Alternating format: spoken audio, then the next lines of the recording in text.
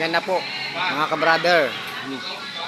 May bumibili po ng beef taco, yung paninda ni ka-brother.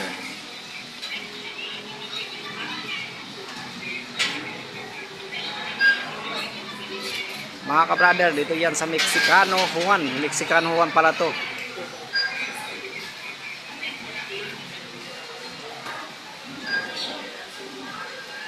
May ganito na ito, may ganito na dati dito, di ba?